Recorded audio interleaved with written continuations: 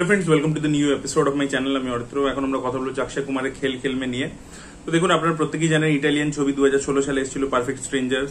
সেটারই আর কি official adaptation. এটা বহু ভাষাতে বহুবার রিমেক হয়ে গেছে এবং এই আইডিয়াটাই আবার আমরা লাভ টুডে ছবিটাতেও দেখতে পেয়েছিলাম, যেটা আগে একটা হিন্দি রিমেক হচ্ছে। তো এনিওয়ে, যে বন্ধুরা এক জায়গায় হয়েছে একটা বিয়ে বাড়ি ফাংশনের জন্য এবং সেখানে তারা ডিসাইড করছে একটা খেলা খেলবে, যে সারা রাত্রি তারা ফোন সামনে রাখবে। তো যদি কোনো মেসেজ আসে বা ফোন আসে, তারা সেটা একে অপরের সামনেই আর কি ডিসক্লোজ করবে আর কি। এবং সেখান থেকে তাদের একটা পার্সোনালিটি, যেটা আর কি বাকিদের সামনে উঠে আসে না, সেই জিনিসটা কিভাবে উঠে আসে সেটা নিয়ে আর কি গোটা ছবিটা। এবার দেখুন, এই ছবিটার মধ্যে কিছু জিনিস ভালো আছে। আমি বলছি না যে ছবিটা একেবারে আনওয়াচেবল, একেবারে আনবিয়ারেবল ছবি হচ্ছে, তা কিন্তু নয়। তো সবচেয়ে প্রথমে যদি আপনি অরিজিনালটা দেখেননি, তাহলে এই ছবিটা আপনার জন্য বেটার ওয়ার্ক করবে। অরিজিনালটা যদি দেখে থাকেন, তাহলে আপনি বিশালভাবে ডিসঅ্যাপয়েন্টেড হতে চলেছেন, সেটা আমি পরে আসছি। বাট প্রথমে যে জিনিসটা ওয়ার্ক করে, অক্ষয় কুমার এই ছবির নিজের পজিটিভ একজন পয়েন্ট। কারণ অক্ষয় কুমার কমেডি পোর্শনস গুলোতে দুর্দান্ত কাজ করেছে এবং ইভেন কমেডি পোর্শন খালি নয়, ইমোশনাল পোর্শনসেও কিন্তু অক্ষয় কুমারের কাজ খুব ভালো ছিল। যেমন একটা পার্টিকুলার জায়গা আছে, অক্ষয় কুমার একটা জিনিস জানতে পারে বাণী কাপুরের ব্যাপারে এবং তখন ও বলে যে আমি একটা গান চালাচ্ছি, সবাই ডান্স করবে। এবং সেই জায়গাটা আপনি যদি পার্টিকুলারলি ইমোশনটা দেখেন, যে ও ডান্স করতে করতে ওর যে এক্সপ্রেশনস গুলো চেঞ্জ হয়, সেখানে কিন্তু অক্ষয় কুমারের কাজ খুব ভালো ছিল। তো অক্ষয় কুমারের ক্যারেক্টারটার মধ্যে একটা একটা হারামি সাইড এরকম রয়েছে, কমেডিও করছে। তো ওটাকে যদি আরো বেটার ভাবে ইউজ করতে পারতো, অক্ষয় অ্যাকচুয়ালি অনেক জায়গায় কিন্তু গায়েবও থাকে, এটাও আর কি হয়, কিন্তু যদি তাকে ভালো করে ইউজ করতে পারতো না ডিরেক্টর, তাহলে কিন্তু দারুণ একটা কমেডি ফিল্ম উঠে আসতো। তো অক্ষয় পজিটিভ। এবং এছাড়া আমি আরেকজনের কথা বলবো, যার কিন্তু ক্যারেক্টারটা খুব ভালোভাবে লেখা হয়েছে এবং তার সাথে সে পারফরমেন্সও খুব ভালো দিয়েছে, সেটা হচ্ছে ফারদিন খান। ফারদিন খানের বহু বছর পরে বড় পর্দায় আর কি কামব্যাক এই ছবিটা দিয়ে, এবং সে কিন্তু পুরোপুরি চেষ্টা করেছে ইমোশনস গুলোকে আনার এবং তার ক্যারেক্টারটার সাথে কোথাও গিয়ে আপনি কানেক্ট করতে পারবেন আর কি ইমোশনটার সাথে।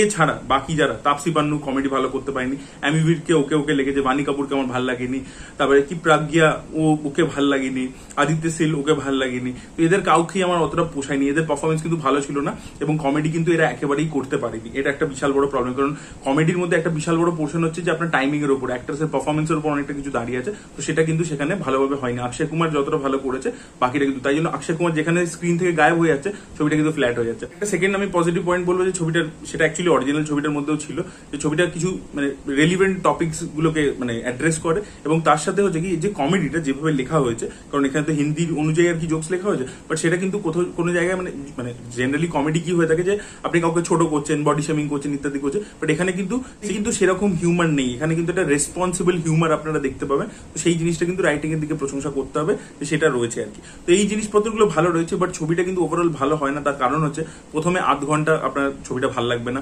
প্রথম আধ ঘন্টা জাস্ট সেট আপ করা হয়েছে খেলাটা অব্দি আসার জন্য, সেটা একটা হয়েছে। আর যেটা আমি বললাম প্রথমে, যে যারা অরিজিনালটা দেখে ফেলেছেন তাদের কেন ডিসঅ্যাপয়েন্টিং লাগবে, এই ছবিটা ক্লাইম্যাক্সটাকে যেভাবে করা হয়েছে, তার ওখানে যে মেন বক্তব্যটা যেটা ছিল ছবিটা, সেই এসেন্সটাই কোথাও গিয়ে এই ছবিটার মধ্যে পুরোপুরি হারিয়ে যাচ্ছে। আপনারা যেভাবে জিনিসটা হয় শেষের দিকটা জাস্ট হ্যাপাজার্ড হয়ে গেছে। এই চেঞ্জেস গুলো কি করার দরকার ছিল আমি জানি না।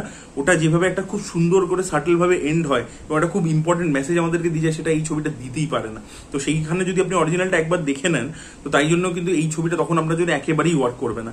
কিন্তু যদি আপনি জাস্ট হিন্দি ছবিটা দেখছেন, তাহলে আমি যে বললাম, যে বিটস এন্ড পিসেস এর কমেডি বা ইমোশনস বা মেসেজিং, এইগুলোর জন্য আপনি কিন্তু রিসেন্ট ওয়ান টাইম ওয়াচ দেখতে পারেন। আরেকটা যেটা প্রবলেম, যেটা আমি ট্রেলার রিভিউর সময় বলছিলাম, যে ছবিটার যে অ্যাডাপ্টেশন করা হয়েছে, যে চেঞ্জেস গুলো করা হয়েছে, ভালো হয়নি, যেটা বললাম। আর আরেকটা জিনিস হচ্ছে কি না, ঠিক কালচারের সাথে বসাতে পারেনি জিনিসটাকে। আপনার দেখে মনে হবে যে এটা যে হিন্দি ছবি, সেটা আপনি ফিল করতে পারবেন না। সেটা কোনো জায়গায় বোঝা যায় না যে এটা হিন্দি ছবি।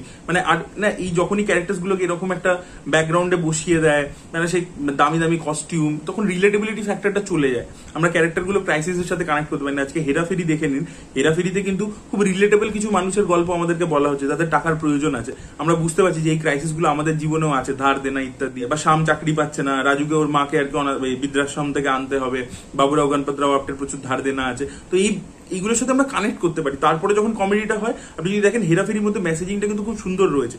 এই ছবিটারও মেসেজিং ভালো, কিন্তু এখানে না, যে ক্যারেক্টার্স গুলো, যে প্রফেশন, যে ব্যাকগ্রাউন্ড এগুলো দেওয়া হয়েছে, সেগুলো না ঠিক কোথাও কি না অডিয়েন্সের সাথে কোনো কানেকশনই তৈরি করতে পারে না।